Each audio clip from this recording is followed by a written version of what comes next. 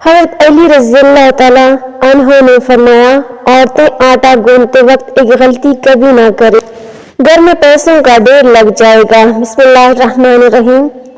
دوستو، آج کی ہماری ویڈیو آپ سبھی کے لیے بہت ہی زیادہ خاص ہے، اور خاص کر کے عورتیں اس ویڈیو کو آگے تک ضرور دیکھیں، کیونکہ دوستو آج کی اس ویڈیو میں آپ کو ایک ایسا خاص عمل بتایا گیا ہے جس کو ہماری بہنیں آٹا گوندتے وقت کریں گی تو ان کے گھر میں کبھی بھی رزق کی کمی نہیں ہوگی۔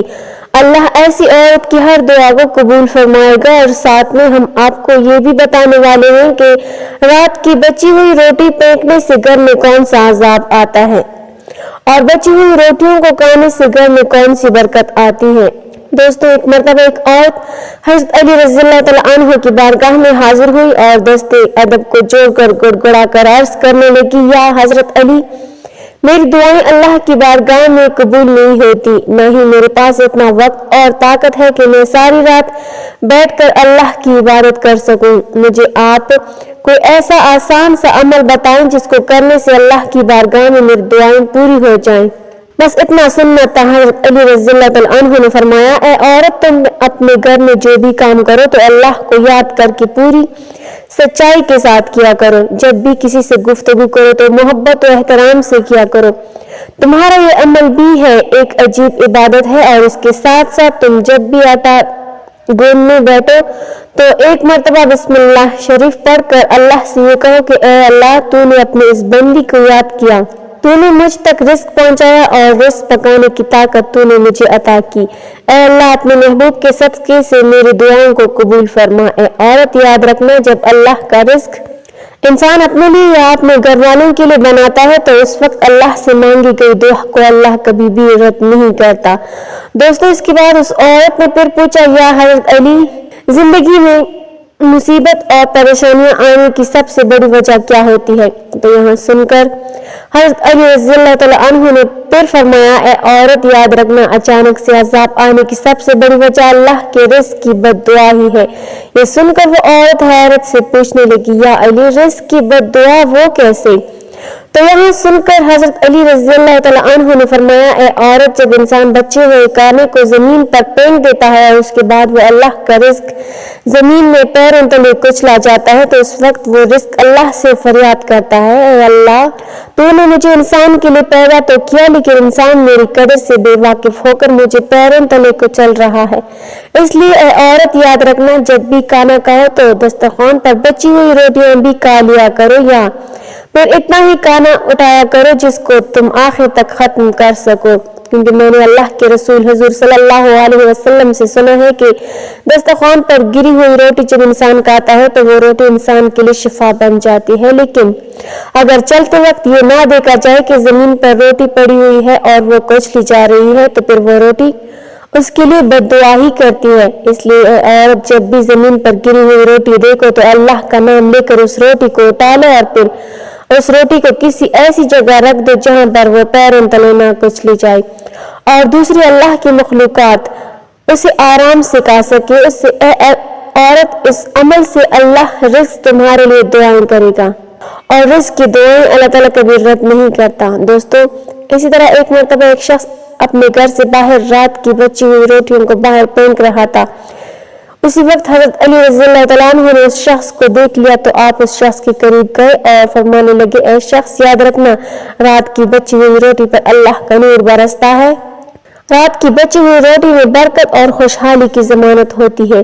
یہ سن کر وہ شخص عرض کرنے لگا، یا علی، وہ کیسے؟ تو آپ نے فرمایا، اے شخص، جب انسان اپنے سامنے کھانے کے لیے روٹی رکھتا ہے تو وہ روٹی خوشی سے اللہ کے دربار میں فریاد کرتی ہے، اے اللہ، تو نے مجھے پیدا کیا اور آج تیرا بندہ جسے تو نے اشرف المخلوقات کہا ہے وہ مجھے کھا رہا ہے۔ لیکن افسوس، جب انسان کچھ روٹی کھانے کے بعد کچھ روٹی کو بچا لیتا ہے تو پھر وہ روٹی پوری رات غمزدہ ہوتی ہے اور اللہ کے دربار میں فریاد کرتی ہے کہ اے اللہ، تو نے مجھے انسان کے لیے پیدا تو کیا لیکن انسان نے مجھے ٹکرا دیا۔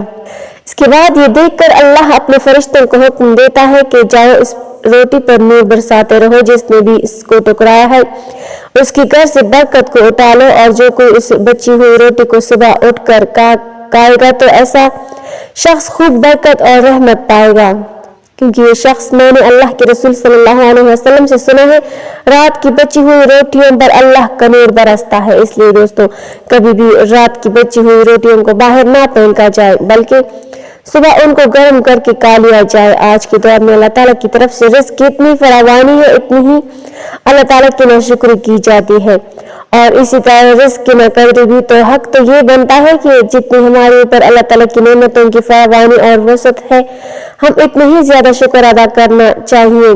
कि शुक्र अदा करना तो दूर की बात है, हम अल्लाह के फ़राइज़ भी पूरे नहीं करते। अगर हम अपने घरों में नज़र दौड़ाएं तो जिस तरीके से हमारे घरों में रोटी ज़ाया होती है, वो किसी से नफ़ी नहीं है। एक वक्त की रोटी बच जाए तो उसको दूसरे वक्त में खाना किसी को गवारा नहीं। और ये बची हुई रोटी बाज लोग तो संभाल कर चांद बड़े वाले को दे देते हैं, लेकिन बाज लोग उसका ख्याल नहीं करते और उसको कोड़े के साथ फेंक देते हैं, जो कि रिज़्क़ की सख्त वैयत भी है। हालांकि अगर रोटी बच जाए तो उस रोटी को दूसरे वक्त में इस्तेमाल कर लिया जाए, इसमें कोई हर्ज वाली बात नहीं, बल्कि हमारे आका सल्लल्लाहु अलैहि वसल्लम का बासी रोटी इस्तेमाल करना हदीस से साबित है।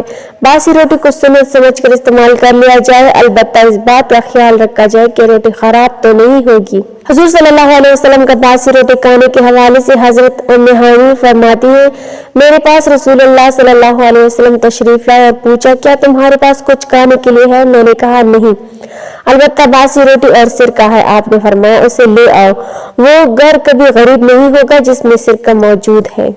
हुजूर सल्लल्लाहु अलैहि वसल्लम ने बासी रोटी सिरके के साथ तनावल फरमाई।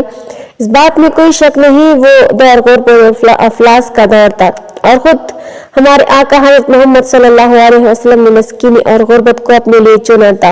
हज़रत सहल बिन साद रज़ियल्लाहु तआला अन्हु की रिवायत है कि उनसे पूछा गया कि रोटी को नबी करीम सल्लल्लाहु अलैहि वसल्लम कैसे पकाते थे, तो फरमाया, आटे में फूंक मार दिया करते थे ताकि जो मोटे मोटे तिनके हों वो उड़ जाए, बाकी को गूंथ लिया करते थे। एक रिवायत में है कि नबी करीम सल्लल्लाहु अलैहि वसल्लम के ज़माने में चली नहीं होती थी और वो उसको फूंक लिया करते थे और फिर उसके बाद रोटी बना लिया करते थे। हज़रत अबू बकर सिद्दीक़ और हज़रत उमर, ये दोनों हजरात भी जो की रोटी को बना चाने खाया करते थे। आटा चना हुआ नहीं होता था।